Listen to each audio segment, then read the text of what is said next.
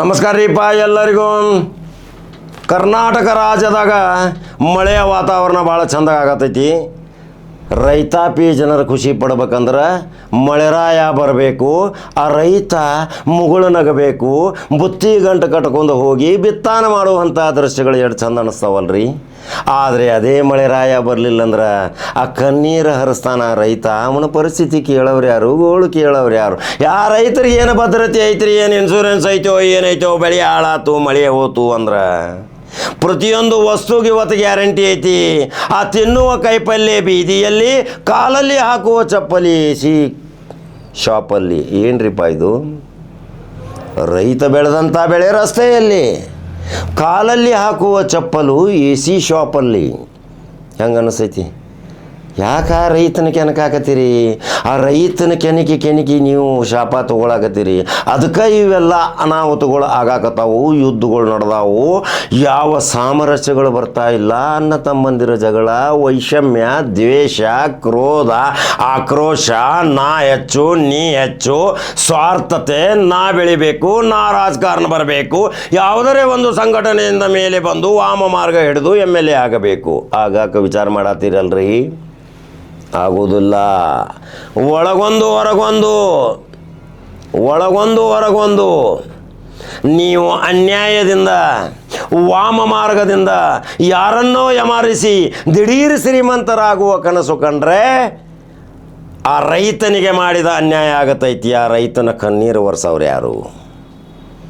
ರೈತ ನೋಡ್ರಿ, ಬೆಳಗಿಂದ ಸಂಜೆ ತಕ ಹೊಲ್ದಾಗಿರ್ತಾನೆ. ನೀವು ಅಂಗಡಿ ವ್ಯಾಪಾರ ಮಾಡ್ಕೋತ ಆರಾಮ ಎಸಿದಾಗ ಕುಣ್ತೀರಿ. ಅವ ಬಿಸಿಲು ಮಳೆ ಇಲ್ಲದ, ಅವಂಗೆ ಛತ್ತು ಇಲ್ಲ ತಲೆ ಮ್ಯಾಲೆ, ಟೈಮ್ ಸರಿ ಕೂಳು ಇಲ್ಲ. ಬೆಳಿಗ್ಗೆ ಏನು ತಿಂದು ಹೋಗಿರ್ತಾನೆ, ಕಟ್ಕೊಂಡು ಹೋಗಿರ್ತಾನೆ, ಅದನ್ನು ಬೆಚ್ಚಗೆ ಮಾಡೋರು ಇಲ್ಲ, ಅದನ್ನು ತಿಂದು ಬೆಳಿಗ್ಗೆ ಮಾಡ್ಕೋತ ಬಂದು ನಿಮಗೆ ತಂದು ಕೊಡ್ತಾನೆ ವಸ್ತು.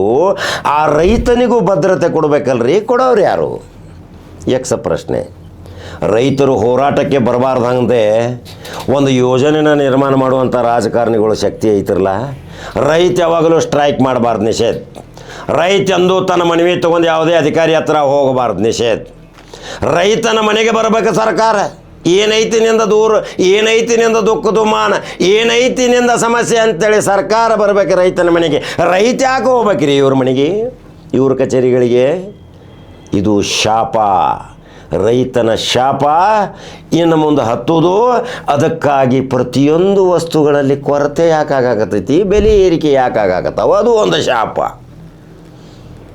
ಕೆಲವು ಬಡವ ರೈತರದಾರ್ರಿ, ನನ್ನ ಸ್ಟುಡಿಯೋಗೆ ಬಂದು ಹೇಳ್ತಾರೆ, ಪಾಪ ಬ್ಯಾಂಕಿಗೆ ಬಂದಿರ್ತಾವೆ ಒಂದು ಸ್ವಲ್ಪ ಸ್ವಲ್ಪ ಎಕರೆ 2 ಎಕರೆ ಕಬ್ಬ ಬೆಳೆದಿರ್ತಾವೆ, ಬಿಲ್ ಬಂದೈತೇನ್ರಿ ಅಂತೇಳಿ 20 ಸಲ ಎಡ್ತಾಗ್ತಾವೆ. ಅವು ಬ್ಯಾಂಕ್ನವ್ರ ಇನ್ನೂ ಬಂದಿಲ್ಲ ಅಂದ ತಕ್ಷಣ ನನ್ನ ಕಡೆ ಬಂದು ಕುಣ್ತಾವೆ. ನಮ್ಮ ಸ್ಟುಡಿಯೋ ಮುಂದೆ ಒಂದು 4-5 ಬ್ಯಾಂಕ್ ಅದಾವ್ರಿ, ಪಾಪ ಬರ್ತಾವೆ.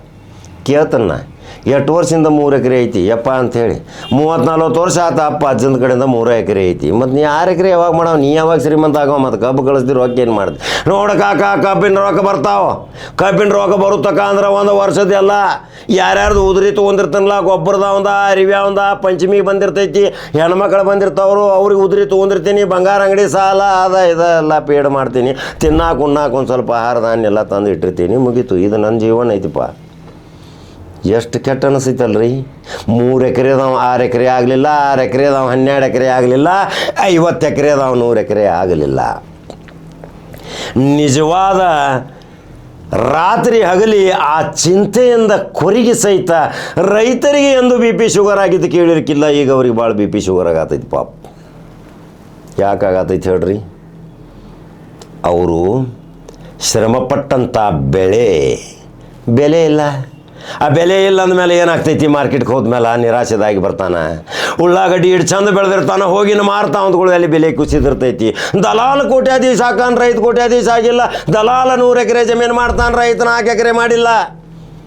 ವಿಚಾರ ಮಾಡುವಂಥದ್ದು. ಇವತ್ತು ರೈತ ಸಂಘದವ್ರು ಹೋರಾಟ ಮಾಡಾಕತ್ತೀರಿ. ರೈತ ಸಂಘಟನೆ ಭಾಳ ಒಕ್ಕಟ್ಟಾಗತೈತಿ. ರೈತ ಸಂಘ ಎಲ್ಲಿ ನೋಡಿದಲ್ಲಿ ಈಗ ಗಿರಾವ್ ರಸ್ತೆ ಬಂದ್ ಅಂತ ಕರ್ನಾಟಕ ರಾಜ್ಯಾದ್ಯಂತ ಬಂದ್ ಮಾಡುವಂಥ ಶಕ್ತಿಯನ್ನು ನಿರ್ಮಾಣ ಮಾಡ್ಕೊಂಡಿರಿ ರೈತ ಸಂಘದವರೇ. ಆ ಬಡ ರೈತರು 3 ಎಕರೆದಿಂದ 6 ಎಕರೆ ಯಾಕೆ ಮಾಡಲಿಲ್ಲ ಅನ್ನೋದೊಂದು ವಿಚಾರ ವಿನಿಮಯ ಮಾಡಿರಿ. ಅವನು ಗೋಳು ಕೇಳ್ರಿ ಪಾಪ. ಅದು 3ರಿಂದ 6 ಎಕರೆ ಎಂದೂ ಆಗೇ ಇಲ್ಲ. ಕೇಳಿದ್ರೆ ಅಪ್ಪಜ್ಜಂದ ಮುತ್ತಜ್ಜನ ಕಾಲದಿಂದ 3 ಐತಿ, 3ರಾಗ ನಡೆಸಿದನ ತಾನು. ಟೈಮ್ ಸಿರಿ ನೀರಿಲ್ಲ, ಟೈಮ್ ಸಿರಿ ಕರೆಂಟ್ ಇಲ್ಲ. ಮತ್ತು ಅವನು ಬಿತ್ತದ ಬೆಳೆ ಮತ್ತು ಮಾರ್ಕೆಟ್ದಾಗ ಬರ್ಬೇಕು, ತಿನ್ನೋ ಅವ್ರೆಲ್ಲಿ ತೊಗೊಳ್ಳೋ ಅವ್ರೆಲ್ಲಿ ಕೊಳ್ಳೋ ಅವ್ರೆಲ್ಲಿ ಈ ದಲಾಲ್ ತೊಗೊಂಡು ಫ್ರಿಜ್ನಾಗ ಇಟ್ಟು ಡಬಲ್ ರೇಟ್ ಮಾರ್ತಾನೆ. ಎಂತಾದ್ರಿ ರೈತನ ಪರಿಸ್ಥಿತಿ? ಈಗ ಯಾರು ಕೇಳ್ತೀರಿ? 5,000 ಇವತ್ತು ಟನ್ ಕೊಟ್ರೂ ಕಡಿಮೆ ಆಗೋದಿಲ್ಲ ಅಂತೇಳಿ FRP ಬಿಲ್ ಅದಾವ. ಕೇಂದ್ರ ಸರ್ಕಾರದಾಗ 108 ಅವ್ನಿಗೆ ಕೋಲ್ಡ್ ಡ್ರಿಂಕ್ಸ್ ಮಾರಾಟ ಮಾಡ್ತಾರೆ. ಅವ್ರಿಗೆ 100 ರೂಪಾಯಿ ಕಿಲೋ ಸಕ್ಕರೆ ಕೊಡ್ರಿ, ಇವ್ರಿಗೆ ಕೊಡ್ರಿ 5,000 ರೂಪಾಯಿ, ಹೋಗಲಿ 100 ರೂಪಾಯಿ ಕಿಲೋ. ಬೇಕಾದ್ರೆ ಕೋಲ್ಡ್ ಡ್ರಿಂಕ್ಸ್ ಮಾಡೋ ಇಲ್ಲಕ್ಕೆ ಬೇಡ, ಏನು ಅವಶ್ಯಕತೆ ಇಲ್ಲ. ಕೋಲ್ಡ್ ಡ್ರಿಂಕ್ಸಿಂದ ಏನು ನಮಗೆ ಟಾನಿಕ್ ಅಲ್ಲ. ಇದು ರೈತ ಒಂದು ಗ್ಲಾಸ್ ಹಾಲು ಕೊಟ್ರೆ ಅದು ಟಾನಿಕ್. ಕೋಲ್ಡ್ ಡ್ರಿಂಕ್ಸ್ ಏನು ಟಾನಿಕ? 108 ರೋಗ ಬರತ್ತಾವಂತ್ರಿ ಆ ಕೋಲ್ಡ್ ಡ್ರಿಂಕ್ಸಿಂದ. ಎಷ್ಟೋ ವೈಜ್ಞಾನಿಕಗಳು ತಂತ್ರ ತಯಾರು ಮಾಡ್ರಿ. ಆ ಕೋಲ್ಡ್ ಡ್ರಿಂಕ್ಸ್ ತೊಗೊಂಡು ಒಬ್ಬ ಟಾಯ್ಲೆಟ್ ತೊಳೆದ್ರೆ ಟಾಯ್ಲೆಟ್ ಸ್ವಚ್ಛ ಆತಂತ್ರಿ. ಹಂಗಾದ್ರೆ ಇನ್ನದನ್ನು ಕುಡಿದ ಮೇಲೆ ಏನೇನು ಹೋಗ್ತಾವೆ ನಮಗೆ ಗೊತ್ತಿಲ್ಲ. ಇವೆಲ್ಲ ಭಾಳ ವಿಚಾರ ಮಾಡ್ಬೇಕು. ಇವತ್ತು ಯಕ್ಷ ಪ್ರಶ್ನೆ ವಿದ್ಯಾರ್ಥಿಗಳೇ, ಸೈಂಟಿಸ್ಟ್ಗಳೇ ವಿಚಾರ ಮಾಡಕತ್ತೀರಿ, ಶೋಧ ಮಾಡಕತ್ತೀರಿ, ಭಾಳ ತಂತ್ರಜ್ಞಾನ ವಿಚಾರ ಮಾಡಕತ್ತೀರಿ. ಇಂಥವೆಲ್ಲ ಬರಬಾರ್ದಂಗೆ ವಿಚಾರ ಮಾಡ್ರಲ್ಲ. ಸಾವಯವದತ್ತ ಯಾವಾಗ ದಾಪಗಾಲ ಹಾಕೋದು ವಿಚಾರ ಮಾಡ್ತೀರಿ. ರೈತ ಶುಗರ್ BP ಬಳಿದಂದ್ರೆ ಮುಂದೆ ಏನು ನಮ್ಮ ಪರಿಸ್ಥಿತಿ? ತಿನ್ನೋದೇನು ಅನ್ನೋದೇನು? ಎಲ್ಲಿ ಹೋಗೋರು ತಿನ್ನಾಕ ಉಣ್ಣಾಕ? ಏನು ಬೆಳಿಗ್ಗೆ ಒಂದು ಮಧ್ಯಾಹ್ನ ಒಂದು ಸಾಯಂಕಾಲ ಒಂದು ಏನು ಗುಳಿಗೆ ತಯಾರು ಮಾಡ್ಬೇಕಾಕೈತಿ. ಆ ತಂತ್ರಜ್ಞಾನ ಬರ್ತಂದ್ರೆ ಆಮೇಲೆ ಅದನ್ನು ನುಂಗಿ ನೀರು ಕುಡಿಯೋದು. ಇಂಥವೆಲ್ಲ ಪರಿಸ್ಥಿತಿ ಬರಬಾರ್ದಂಗೆ ನಮ್ಮ ರೈತಾಪಿ ಜನ ಖುಷಿಯಿಂದಿದ್ರೆ ಜಗತ್ತಿನ ಭಾಳ ಸಹಿತ ನಗತಾ ಇರ್ತೈತಿ. ಹಂಗಾದ್ರೆ ಈ ವಿಡಿಯೋ ಹೆಂಗೆ ಅನಿಸ್ತೈತಿ? ಎಲ್ಲರಿಗೂ ಅನಿಸಿಕೆಗಳನ್ನ ಹಾಕಬೇಕು. ನಂಬರ್ 1 ನ್ಯೂಸ್ ಕನ್ನಡ ಯೂಟ್ಯೂಬ್ದಾಗ ಬಟನ್ ಹೊಡಿಬೇಕು. ಜವಾರಿ ಕಾಕಂತ ಫೇಸ್ಬುಕ್ ಫಾಲೋ ಮಾಡ್ಬೇಕು. ನಂಬರ್ 1 ನ್ಯೂಸ್ ಕನ್ನಡ ಅಂತ ಮಾಡ್ಬೇಕು. NO1 news Kannada. 5 ಲಕ್ಷ ಆಗ್ಯಾವ, ಬರ್ತೇವೆ 10 ಲಕ್ಷಕ್ಕೆ. 1 ಮಿಲಿಯನ್ ಆಡ್ತೇವೆ, ಕೋಟಿ ಗಂಟೆ ಜನ ನೋಡಾಕತ್ತೀರಿ. ನಿಮ್ದೆಲ್ಲ ಆಶೀರ್ವಾದ ನನಗೈತಿ. ಹಂಗಾದ್ರೆ ಮತ್ತೊಂದು ಕಡೆಗೆ ಜವಾರಿ ಸುದ್ದಿ ಹೋಗಿ ಬರ್ತೀನಿ. ನಮಸ್ಕಾರ.